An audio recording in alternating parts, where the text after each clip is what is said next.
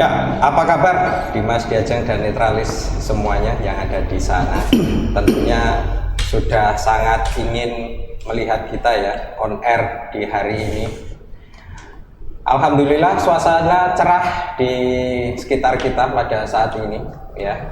Demikian harapan juga untuk Dimas Diajeng dan Netralis tetap semangat untuk menjalani setiap aktivitas di setiap harinya. Demikian. Masih tetap bersama saya di episode yang ke-47, Denny Sungkirat di sini serta rekan saya Rina Prameswari dan juga Vito Suwarsono. Vito Suwarsono. Mike endi ra kita. Iya, Vito Suwarsono. Iya, disemangatin. Sebelumnya kita pekikan aja dulu. Cedek geni.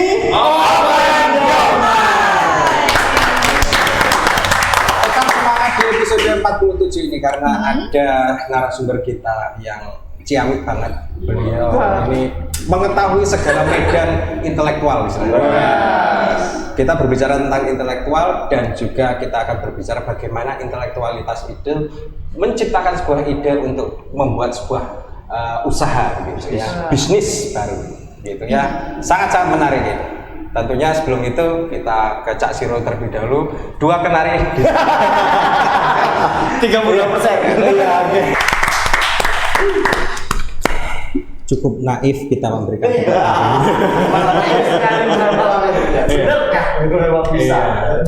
itu dalam banget ya. benci ke mencintai itu Ya itu sangat-sangat susah ya.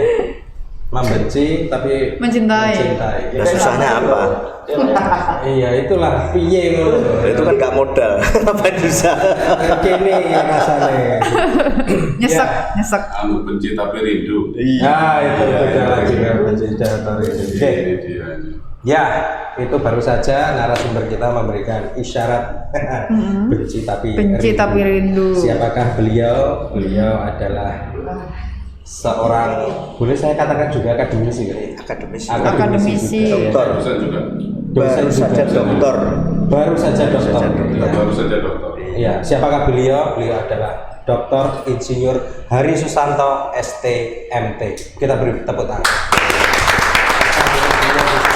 Yang memberikan apa namanya? Tausiah. Pencerahan Mencocokkan antara selain sebagai seorang intelektual, beliau juga di kancah politik ya, sebagai ketua Partai Gerindra DPC Kabupaten Tuban. Mantap sekali. Selamat datang Pak Hari. Nah, Dimas Diajeng dan Netralis, kita akan berbicara bagaimana sih mengaktualisasi ide gitu ya dalam usaha yang awal-awal kita berusaha agar apa tercapai sebuah impian yang kita harapkan gitu. Tentunya kebahagiaan dalam kita berusaha nantinya. Nah, sebelum itu ada sesi yang namanya pantik api yang harus dilewati oleh Pak Hari. Betul. Nah, tentang pantik itu seperti apa? Diajeng ya nanti coba menerangkan kepada Pak Hari. Baik, sebelumnya saya sapa dulu. Selamat datang Pak Hari, selamat datang di Cetik ini Pak. Terima kasih. Iya. Nah, sebelum kita ngobrol lebih jauh lagi Pak, jadi ada sesi yang harus dilalui, namanya sesi pantik api. Oke, jadi ada 10 pertanyaan dengan 2 pilihan kata yang harus dijawab secara cepat oleh Pak Hari. Iya. Bagaimana, sudah siap Pak? Bismillah. Siap. Oke, yang pertama, modal atau usaha? Usaha. Kepala atau ketua? Kepala. Inovasi atau discovery Pak? Inovasi. Partisipasi atau demokrasi? Partisipasi. Lobby atau negosiasi? Lobby. Birokrasi atau legislasi? Birokrasi. Pedoman atau penghayatan? Penghayatan. Panggung atau mimbar? Mimbar. Simpanan atau pinjaman?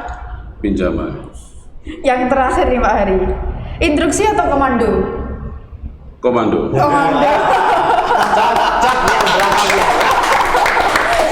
Berarti Pinjaman, pengusaha. berarti pernah ikut angkatan juga ya Pak? Kalau di dalam organisasi itu yang paling bagus adalah militer. Oke. Paling bagus ya. Paling bagus. Kebetulan saya juga anak resimen, Pak. Wah, ini. Menwi, Pak. Oh iya. Men mahasiswi. Menbi, yang terkenal Menba ya. Saya agak berpikir tadi Menbi apa? Presiden mahasiswi. Ya. Oke, langsung saja saya awali dulu ya, Pak ya. J. Ya wes. Nah, bagaimana sih Pak Hari memulai sebuah bisnis ini? Apakah dilihat dari idenya, ataukah harus punya modal, atau punya planning apa itu kok bisa mengawali sebuah bisnis itu dari apanya, Pak? Yang pertama kali. Kalau saya memang dari keluarga pebisnis. Dari nenek moyang, kakek moyang, tapi bukan pelaut ya Pak ya. Iya. Pelaut, ya. Jadi bisnis itu kita mulai dari kecil, dari nol. Tapi nolnya kan saya berkata ya. Panjenengan kan nolnya kita sama nolnya orang-orang tertentu kan berbeda ya, berbeda. Nah, Nol kecil apa nol besar? sudah ceplok apa enggak kan gitu ya, kan begitu ya. Jadi memulai bisnis itu menurut saya bisa dari tidak bermodal atau bermodal. Kalau bermodal, bisnis itu kan menurut saya diawali dengan seberapa berani kita menanggung kerugian. Iya, betul. Berarti berani mengambil resiko, Pak. Kalau nggak berani ngambil resiko, Jangan jadi pebisnis. jangan bisnis. High risk, High return. high return. Ya kayak orang katanya narkoba enak, begitu kecekal juga habis semua kan. Iya. Peristiwa itu kan sudah adil. Jadi panjenengan itu menurut saya berbisnis itu seberapa berani kita menanggung resiko. Umpamanya Itu definisi cara memulainya. Cara memulainya. Umpamanya panjenengan dalam setahun itu panjenengan yang jenengan anggarkan untuk klenong-klenong wisata itu 10 juta umpamanya. Yang jenengan mainkan ya 10 juta itu. Sehingga ketika bisnis itu tidak berhasil, jenengan hanya menanggung yus Pak, kita tahun ini tidak usah klenong-klenong. Jangan sampai nggak bisa pakai baju, kan repot nanti. Nah, Bisnis pemula itu biasanya yang saya tahu, yang dipikir tuh, iki nek untung sakmene, nek untung sakmene, itu nek untung. Kalau enggak, Kalau rugi, ya yang saya tahu bisnis saya Indo itu di konstruksi ya. Saya pernah didatangi seorang kawan, Mas, bisnis konstruksi itu enak rak. Yo kabeh bisnis ini jadi ki enak. Tutul biting aja nek bisnisnya jadi yo. enak. Jadi kalau perokok dulu kan ada korekan cetek tuh ya. Itu 100 rupiah tuh. Korek api. Korek api. Itu direkturnya apa yang memiliki juga kaya raya. Padahal Korek api. Jadi kalau sukses, sekarang bidding itu enggak gitu, Pak. Bidding itu yang untuk di DPR. gitu ya. Itu terus itu. Ini sudah direpet-repet ini. Iya. Tapi kan biddingnya kan 5 tahun. Beda ya. Ini kan terus-terusan. Nah, kalau di PAW Oh iya. enggak sampai 5 tahun. Kita bicara apa toh? Ini kan bukan mengarahkan toh ya. Ya sedikit sih. Nah, rata-rata teman tuh ke tempat saya yang belajar, ini kalau untungnya jare Mas Hari, kalau 10% aja ada. Ini sing arep mbok mainan pira tadi? 1,3 M. Waktu itu temannya T. So, saya ngomong sama kawan begini, kamu datang pada orang yang salah. Loh kok bisa? Loh aku ragu omsetku sampai sakmono ya. Tapi begini, anggap aja itu umpamanya untung. 10% mungkin nggak mungkin. Nah kalau rugi 1% saja mungkin nggak, sangat mungkin. Kalau untung 10%, rugi 1% kan dimungkinkan. Oke. Nah 1% dari 1,3 itu berapa? Kira-kira betul no sing tanah sebelah ndi kira-kira. Kan begitu. 1M. Bahwa berbisnis itu kan semuanya kan sekarang kan ada jurusan entrepreneur ya. Iya. Ya KB itu mulai dari semester 1, semester 2, semester 3 kan begitu ya. Kalau semester 1 nggak pakai lah semester 2 bisa nggak? Bisa mungkin. Tapi kalau ujuk-ujuk lulus tuh kayaknya nggak mungkin ya. Ya kalau nggak semester 1 nggak dilewati langsung semester 2 boleh lah. Tapi selain keuntungan kadang-kadang itu kaum muda yang mau mengawali bisnis usaha itu nggak pede juga itu dengan usaha produknya dia. Itu bisnis itu kalau saya, tapi ini mazhab ya. Saya bukan mazhab ini, kan guru entrepreneur kan banyak tuh. Wah, mazhabnya banyak. Saya bukan satu-satunya yang dianut ya. Kalau saya menganut begini, bahwa bisnis itu kalau bisa jangan jauh-jauh dari hobi. Passionnya ya Pak ya? Iya. Jenengan kalau hobi, orang ada duit aja dilakoni sampai bengi. Sama kayak ini. Sama kayak ini ya.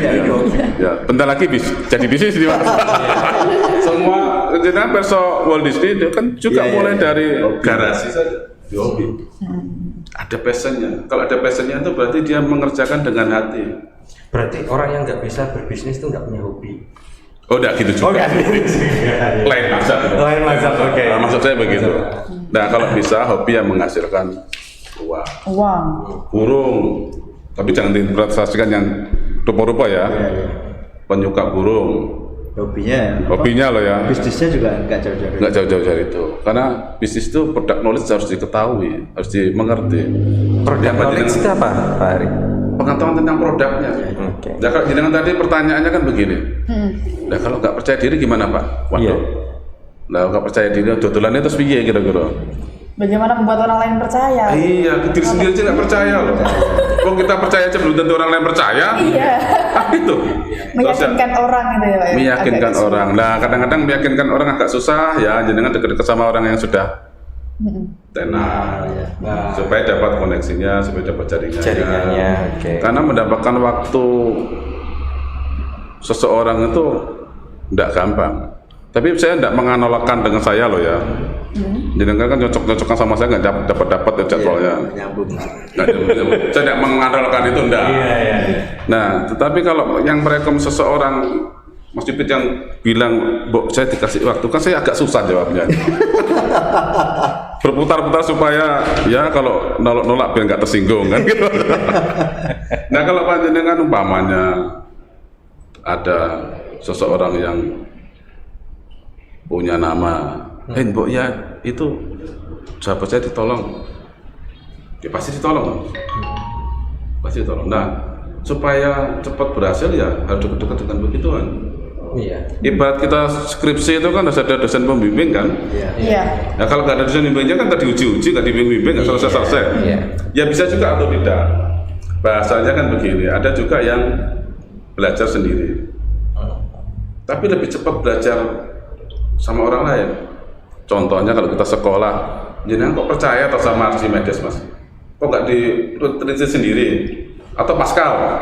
Kok percaya kalau Pascal dihapusin ya? Iya kan Mas? Nah, bisnis pun begitu menurut saya. Bisnis itu kalau panjenengan mau bisnis bakso umpamanya, konstruksi umpamanya, maka datang pada orang yang sukses dan datang pada orang yang tidak sukses. Kenapa datang pada orang sukses? Kalau orang sukses datang pada orang sukses itu ngomongnya yang enak-enak dong Mas, mimpi-mimpi doang. Oh ini kalau begini kayak teman saya tadi, oh gini. Begitu juga ketika datang pada teman yang tidak sukses, dia akan mengumpulkan, wah gampang, gini. Nah, yang sukses dan tidak sukses itu kemudian kita taruh di hati kita. Kita cocoknya di mana nih? Ternyata saya tidak cocok di konstruksi. Artinya kita belajar dari ketidaksuksesan orang itu. Betul, tapi jangan selalu bicara tentang ketidaksukses ya, nggak macam-macam kan. Oke. Makanya saya bilang tadi, datanglah pada orang yang sukses dan datanglah pada orang yang tidak sukses. Supaya jenengan balance. Data itu kan harus balance tuh.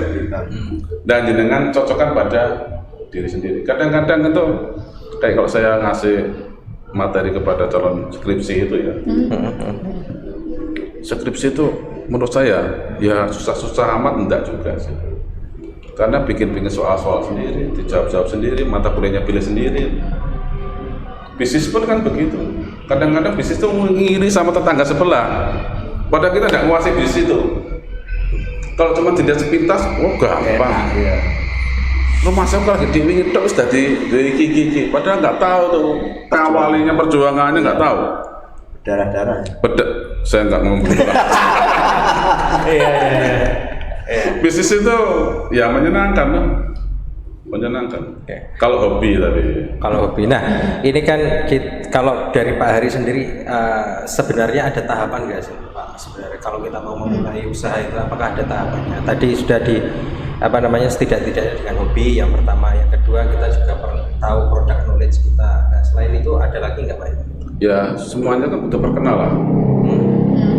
Makanya menurut saya kalau panjenengan bisnisnya di konstruksi, kumpulannya jangan jadi konstruksi. Orang-orang Iya, konstruksi pun dibagi-bagi kan. Ada kalau yang lebih spesifik lagi ada jembatan dan lain-lain ya. Nah, Ya kalau jenengan bisnis konstruksi kumpulannya sama Ustadz umpamanya nggak nyambung nanti mas. Kecuali kalau jenengan bisnis konstruksi tapi ngustati kan ya boleh. Namanya diverifikasi. Tapi kan ada Pak biasanya orang-orang usaha-usaha kayak gitu kan ada semacam guru spiritual kan. Ada Pak. Sebenarnya menurut saya ya, Bukannya apa ini? menurut saya Ya. agama itu membimbing kita kalau kita punya duit itu kok agak Suaranya. apakah ada sesuatu? Ya, Suara. masuk nggak ini? sudah. Belum. Di Facebook masuk? Belum. Suara kita masuk? Masuk ya. Oke. Oh ya. Baik, berarti ini Ya. headset. Nah, Oh ya. ya. Untuk tadi apa namanya? Wah, kita sampai Agama tadi. agama. Oh ya. Jadi harus dengan begini. Kalau orang Jawa ngomong piandel itu ada sesuatu yang kita pegangin ya. Bisa berupa pusaka, keris, bisa berupa pedoman hidup. Agama itu menuntun kita kalau di duit, ojo sombong-sombong. Karena kalau di duit gak sombong belas ki ya rondo angel ya mas. Ya pasti sombong dikit-dikit lah ya, makanya gak sombong-sombong. Kalau belas kan kadang-kadang sugih kalau nggak sombong ki. Punya modal Pak. Iya. Nah biasa-biasa aja, biasanya nggak ketahuan. Begitu ada kasus sombongnya titik mesti metu mas. Iya betul ya. Begitu juga kalau kita pas lagi bisnis itu kan tidak selamanya, kata orang sepuh itu kan kadang di atas, kadang di bawah. Roda itu berputar ya. Kalau segitiga nggak bisa berputar ya, roda bisa berputar. Nah kalau di bawah, ojo minder-minder. kalau di bawah jangan minder-minder. Ya kalau di bawah nggak minder blas ki ra iso to Mas. Ya bisa minder ki mari di dhuwit gak di dhuwit kan ya ketemu kanca kan ya biasa ngebosi kan ya rontok angel. Menurut saya loh, makanya ojo minder-minder. Kalau gak minder blas kan ya maksud saya kan agak susah. Ya Allah, kan ya. Iya. Betul. Nah, Itu kalau kita berpegangan pada agama. Kalau kita tidak berpegangan pada agama, kalau di duit iso rupo-rupo Mas. Ganti duit stres. Padahal jadi wong sepuh tuh apa itu mau sak dermo gitu loh Mas. Sak dermo itu kan penting tuh Mas. Berarti kan keinginan adalah sumber penderitaan. wah. Oh tergantung. Palsu ya. Keinginan adalah sumber penderitaan. Pak Ari, ada juga ini teman-teman muda ini sebenarnya itu melihat produk itu sebenarnya banyak dan kebanyakan sih mereka oke gitu, bisa membuat produk itu termasuk katakanlah dia bikin kaos dan lain sebagainya. Dan akhirnya mereka itu ya saya nggak bisa buka pasar langsung nih, saya pengennya ke online begitu. Nah masalahnya itu di dalam online itu banyak sekali ke apa yang harus dia terobos juga, termasuk yang namanya pasar di online itu berikut Pak Ari. Marketplace online itu. Sebenarnya saya nggak di online-nya ya, saya kan banyak di bisnis konstruksi ya. Bisnis konstruksi kan nggak bisa di online kan. Masuk masa batu bata di online kan. Tetapi menurut saya semuanya butuh proses. Betul proses. Mulai dari perkenalan, kemudian kita mesti di habitatnya gitu ya. Pasar online yang kumpul sama pasar online mesti belajar. Jadi mesti mendatangkan guru yang menjalankan pasar online. Kalau saya dulu pernah eksperimental itu online tapi tidak se-online sekarang ya, hanya berupa apa namanya bikin situs, kemudian kalau cocok dengan katalognya mereka telepon sama kita, menanyakan harga, dialog, kemudian dia pesen satu kontainer. Zaman dulu tidak ada pesan satu-satu, sangat jarang. Pada waktu saya itu masih bujang dulu sudah punya pikiran kayak apa namanya apa itu Amazon kayak apa namanya bahwa bisa door to door dari Tuban bisa jual ke Amerika door to door. Tapi waktu itu yang kita menjadi salahnya itu adalah kita bukan berbasis ide, kita nggak tahu begitu, cuma kita punya ide itu. Dan sebelum ada pasar di seperti yang jenis orang tadi, kita sudah punya pikiran untuk itu.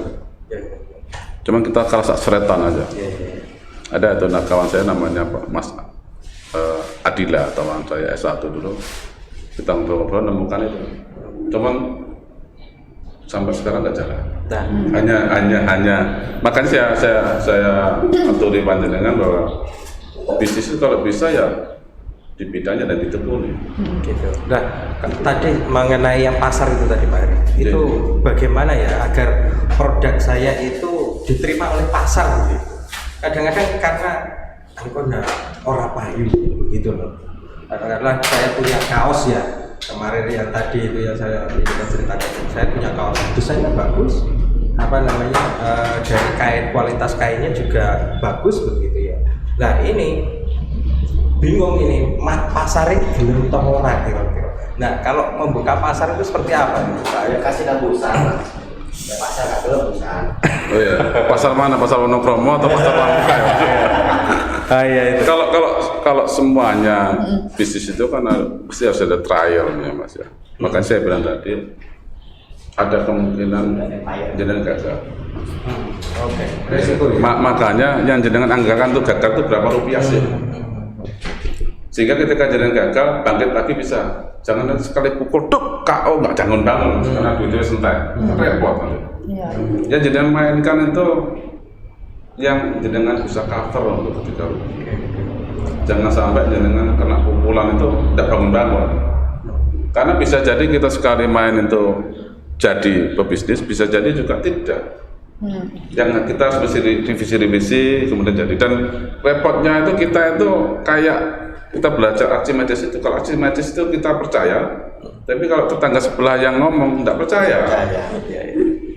Makanya kita itu butuh mentor untuk bisa motivasi. Panjenengan bisnis baju tadi tanyanya pada pebisnis kontraktor kan repot itu. Repot. Ini kan masih kita berbicara hanya kata teori dasar saja. Bahwa kita mesti harus amanah, mesti harus harus bersabar karena semuanya pasti akan datang waktunya kita sukses. Jangan berbicara bahwa kalau kontraktor pasti kaya, ya sing nyungsep juga banyak. Iya banyak ya. Kan pasti tidak jauh-jauh lah, semuanya pasti ada yang jatuh. Dan sebenarnya modal utama mau bisnis itu apa? Modal itu kan tidak harus uang. Tidak harus uang. Kira-kira apa? Koneksi itu penting. Koneksi. Ya tolong dong itu diperhatiin. Minyak barangkali. Minyak. Minyak. Oh minyak penting. Passion tuh harus makanya saya bilang tadi begini. Jenengan passionnya ada di mana? Kalau saya kan konstruksi mulai dari yang, sehingga mulai kita kecil tuh sudah tahu passionnya di situ. Jadi waktu saya kecil tulenannya sama tukang kayu, tukang batu, tahunya dari situ. Berarti ada warisan. Kalau soal duit, mau Bang Jatim buka loh. Tapi saya bukan promosi Bang Jatim loh. Tapi disebutkan. Iya, istri saya kerja di situ masalahnya. Apalagi itu ya, itu apalagi. Iya. Ada ya jaringan itu. Nah, sebenarnya kalau kita melihat ini mungkin flashback. Nenek moyang kita ini kan juga orang-orang yang top, orang-orang sukses gitu loh. Dan dulu itu apa kira-kira modal mereka itu? Bisa jadi sukses. Coba jenengan persani antara raja satu sama raja satunya. Ya kira-kira jadi raja ya itu saja turunannya Mas. Iya juga. Iya ya. Habis ngalahkan iki menang, kok iki turunan iki ngalahkan iki jadi raja lagi. Hanya putar itu aja. Maka jenengan kalau mau jadi raja deket-deket raja, siapa tahu raja meleng, nggak punya keturunan jenengan bisa jadi rajanya, kan begitu. Kan hanya teori kemungkinan saja ini kita. Kalau jadi musuhnya. Dalam bisnis pun kita harus bisa memperbaiki keturunan. Iya kan, betul ya. Yang intinya kan begini saya matur tadi ya di awal tadi. Kalau jenengan mau bisnis kontraktor ya deket-deket sama kontraktor yang sukses tentunya ya. Tapi jangan lupa juga jenengan mesti deket-deket juga yang tidak sukses supaya jenengan agak berhati-hati. Karena orang ketika sukses itu kebanyakan lupa. Nah, Kalau umpamanya ini saya katakanlah saya ada di bisnis kontraktor awal katakanlah teman nah lagi bagus-bagusnya nih apa namanya investasi gitu kan. Wah, bisnis kontraktor bagus nih Mas gitu. Lah, berjamur tuh yang namanya kontraktor-kontraktor banyak gitu. Nah, cara menanganinya terus bagaimana? Ya. Padahal pasar lagi bagus. Saya ini sebenarnya juga senior. Lah ini ada rival yang lebih murah. Rival yang lebih murah dan lain sebagainya. Pribon Mbak itu seperti itu. Itu harus ada diferensiasi, Mas. Jenengan sudah menikah? Sudah. Coba tanya sama istri jenengan, kenapa istri kok memilih jenengan? Kok gak milih yang lain? Masa diferensiasi sih? Iya. Masa diferensiasi? Ya. Kenapa kita dipilih menjadi pemenang? Apa harga termurah? Apa kualitasnya bagus? Begini. Terpaksa barangkali. Apa terpaksa? Apa kebelondro? Ya. Fokus ke yang tadi. Fokus yang tadi. Jadi kayak hari ini yang di teman-teman kontraktor itu banyak yang nggak ada pekerjaan. Iya. Banyak yang ada pekerjaan. Apa mereka bodoh? Kan enggak juga. Ya. Wong pinter itu kan kalah sama orang nekat. Kamu pintar kalah sama orang nekat. Orang nekat. Apa nekat itu salah? Ya, enggak juga. Lihat aja nanti kalau mereka sudah selesai lelang, selesai ngerjain proyek, mobilnya ganti enggak? Ya, ganti baik atau ganti jelek gitu maksud saya gitu ya. Oh, gitu. Itu indikator juga ya? Oh iya. Oke. Ya. Itu guyonannya begitu, meskipun enggak juga ya. Tetapi kalau duit kan ya memperbaiki lain-lain juga. Oke. Tapi bisnis itu tekuni pasti berhasil. Itu bisnis itu kan seperti sekolah ya. Enggak lah kalau enggak lulus lah, ditekunin saja, insya Allah bisa lulus. Tapi jangan nanti kuliah ekonomi akuntansi nggak lulus ganti manajemen nggak lulus ganti psikologi, nanti nggak lulus mas. Ya, nggak ada lulusnya. Makanya kalau bisnis pun begitu. Kalau kita gagal datang pada yang sukses untuk supaya kita semangat, ada termotivasi. Terus kemudian minta saran sama orang-orang itu. Dan kadang-kadang kita itu gini ya, dibantu tuh seperti Mas Ipin tadi bilang, dibantu tuh masih uang. Enggak loh, Mas coba ini hubungin, itu duit loh. Nah, biasanya mulai usaha itu kadang-kadang kurang modal. Nah ini begini, saya pribadi itu begini, istilah kalau sekarang syariah ya Mas. Jadi bisa juga jenengan kalau sudah, itu yang saya alami sendiri ketika saya mengawali bisnis mebel. Saya pernah ekspor mebel. Saat itu yang ekspor mebel dengan bendera sendiri di depan hanya saya. Saat saya waktu muda dulu. Tapi sekarang masih muda juga loh Mas. Sekarang masih muda juga. Ya. Nah, itu waktu itu kenal sama Pak Jokowi juga mebel. Nah itu. Beda ini. Beda jalur. Iya. Ya sama-sama mebel. Mungkin sebentar lagi saya jadi presiden mungkin Mas. Sama-sama dari mebel Mas. Nanti kita angkat jadi presiden. Oh iya. Presiden gede. Jadi balik lagi ke situ tadi. Waktu itu saya tidak punya uang karena hanya punya keahlian saja. Keahlian itu modal. Kepandaian itu modal, relasi itu modal. Nah, saya berkaca dari pasar modal. Nah, waktu itu saya bikin proposal tentang bisnis saya. Kira-kira satu kontainer itu kita butuh modal berapa sih? Kemudian kita punya profit berapa sih? Perkiraan ya. Setelah kita dapat, kemudian kita ajukan proposal itu kepada yang paling gampang kan saudara. Iya. Gampang itu saudara. Itu proposal memang tertulis. Tertulis, namanya proposal kan tertulis. Oke. Tapi tidak mesti tertulis lah, kalau nggak bisa bikin, yang penting bisa bercerita. Setidaknya. Tapi di dalam agama yang saya anut, semua mesti tertulis. Supaya diingat-ingat. Apalagi yang non tunai itu tidak boleh lewat omongan, harus ada tertulis dan ada saksi.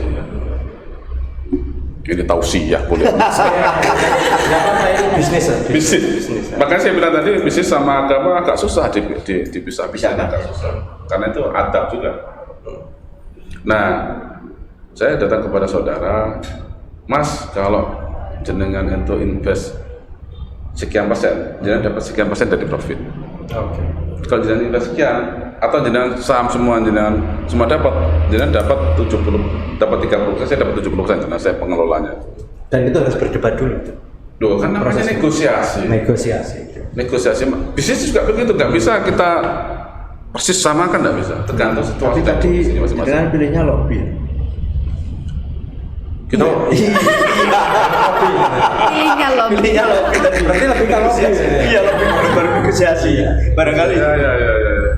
Habis itu saudara ikut. Oke. Ikut. Kemudian yang paling utama adalah amanahkan. Setelah kita dapat, meskipun rugi, kita tetap harus ngasih. Oke. Ngasih. Dan itu berjalan sampai sekian tahun.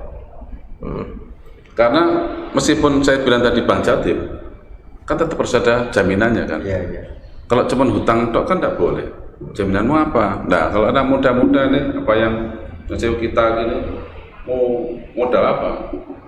Meskipun nyusul orang tua saya cukup mampu untuk meminjam, tetapi kata orang tua saya lebih gagah kalau kita berusaha sendiri. Nah, nanti kalau sudah mentok baru ke orang tua gitu loh Mas. Mau mentok, tapi belum mau nyawang tua, kurang repot, keren. Orang gagah. Iya, betul. Alhamdulillah sekali jalan berhasil. Alhamdulillah. Bikin produk apa itu tadi? Mebel Mas. Mebel. Nanti kalau tanya 3 kali saya kasih ciki nanti Mas. Kalau dengan orang lain selain saudara begitu? Oh bisa. Tapi kan orang yang paling dekat, yang paling kita percaya sama kita ini kan saudara. Cari saudara yang mampu. Kalau dengan lembaga yang lain seperti perbankan ya lain? Ya saya bicara tadi, jangan punya duit enggak? Punya duit, punya jaminan enggak? Punya jaminan enggak? Kalau nggak punya jaminan, dan ketika kita punya untung, secepat mungkin kita save, kita punya duit, supaya kita nggak ngerepotin orang lain. Oke, tadi ada bisnis itu kan nol, ada yang dari yang bermodal dan tidak bermodal. Artinya apakah yang tidak bermodal pun itu juga bisa survive itu? Ya tadi saya ceritakan tidak bermodal tadi itu. Oke. Kita cari bikin proposal. Tadi jenengan tanya, apa Anda boleh pakai orang lain? Ya boleh prinsipnya. Tapi yang paling gampang kita yakinkan adalah saudara. Menggunakan jaringan ya. Nah, koneksi itu modal. Jaringan itu modal. Makanya kadang-kadang teman-teman itu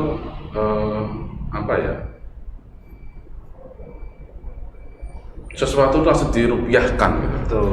Bantu teman dirupiahkan, Ya. dirupiahkan. Padahal John Sewu loh, prinsip membantu teman itu adalah belajar. Tapi risiko ada di teman kan, karena kita kan membantu. Coba jenengan pelajari, kalau panjenengan kayak saya ini sebagai dosen tadi sudah bicara di tempat lain, bukan di sini loh ya. Itu saya diamplopi loh Mas. Iya. Tapi saya tidak mengharapkan diamplopin, kalau iya tidak apa-apa. Ya. Tapi enggak loh. Bagus. Artinya belajar itu berbiaya.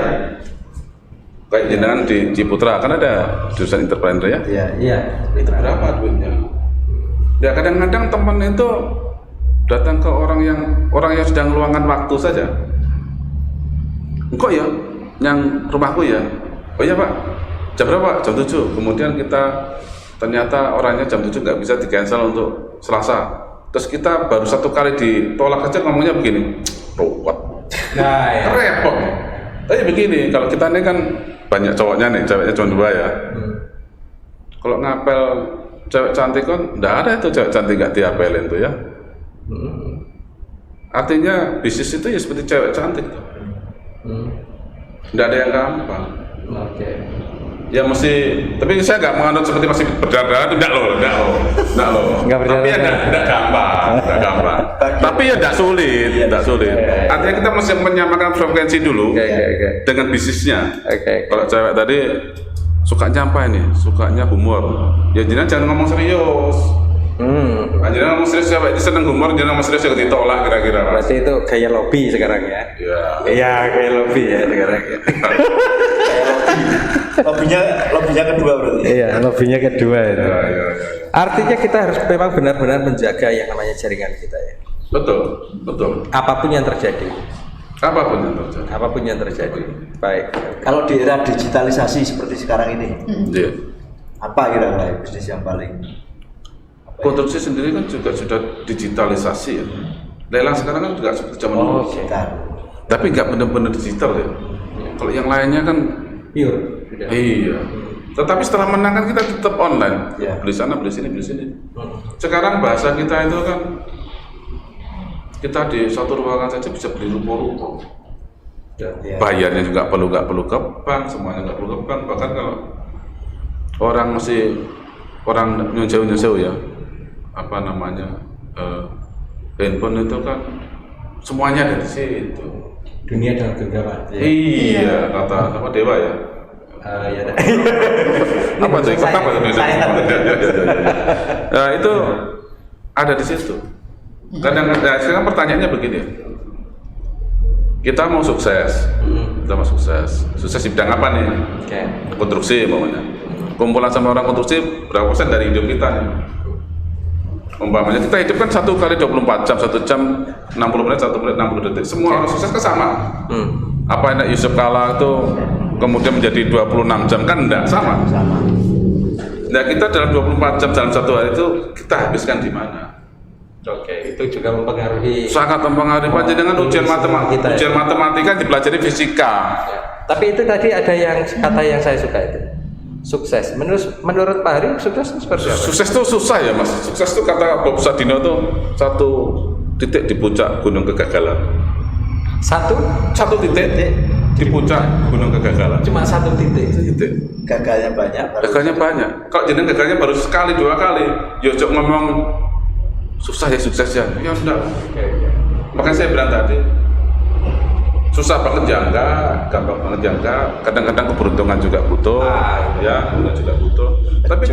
Tapi miracle itu kan kita yang ciptakan. Ya. Bisa dimaksudkan seperti apa? Begini, keajaiban itu kita ciptakan. kalau panjenengan mau sukses di bidang konstruksi ya kumpul-kumpul sama orang konstruksi. Kalau jenengan kumpul sama notaris agak susah dapat konstruksi kira-kira. Ya paling mentok aku tolong gawe omah, bisa juga, tapi masih bicara konstruksi juga. Jadi miracle itu menurut saya ya kita yang ciptakan. Nah ini bisa ada Bill Gates. Iya. Bill Gates. Wah. Bill Gates tuh bilang begini, saya masih ingat tuh bilang begini, tapi nggak ketemu tapi ya, saya baca saja. Kalau kita ini kan terlahir itu kan tidak bisa memilih dari rahim ibu yang mana yang kita pilih. Oke. Given itu, pemberian.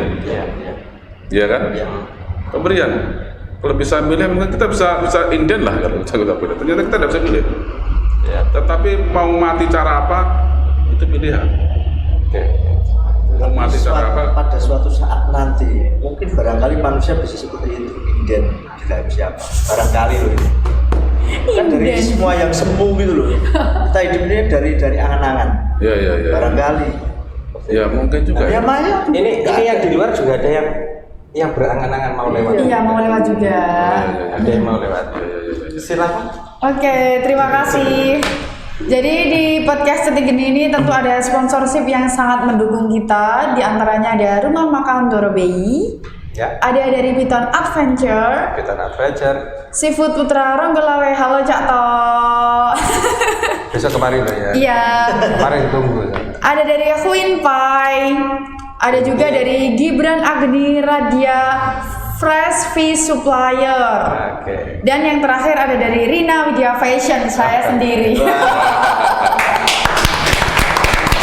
Jadi untuk Dimas Diajak dan netralis yang ada di sana yang punya usaha untuk bisa diiklankan, monggo masuk saja ke studio kita.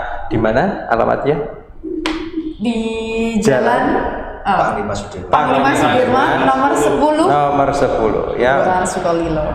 Open 24 jam. Seperti itu ya. Baik. 30 menit kita menemani Lebih. Lebih. Oh, lebih ya. Iya. Saya suka melebih-lebihkan. oleh produser ya. Baik, untuk closing statement kita minta ke narasumber kita. Monggo, Pak Ari, kira-kira closing statementnya apa ya untuk usaha Kata itu? kunci apa kira-kira itu? Untuk diajak dan netralis. Ya kalau usaha itu mesti tekun. Tekun. Semuanya menurut saya mesti tekun. Tekun, belajar dari pengalaman orang lain dan ingin cepat. Bisa juga belajar dari pengalaman pribadi. Yang saya cerita tadi, kenapa kita mesti percaya sama Archimedes? Berarti kita belajar dari pengalaman orang lain. Dari pengalaman Archimedes itu percepatan kita supaya menjadi lebih sukses.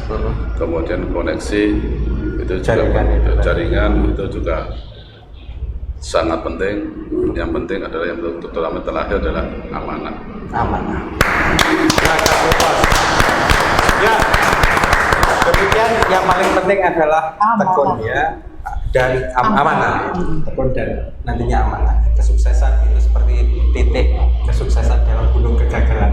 Satu titik di puncak ya. gunung kegagalan. Baik, episode yang ke-47 berakhir. Sudah, besok kita nantikan di episode selanjutnya. Tetap stay tune di Cedik Geni Apa Yo Mas. Sampai jumpa.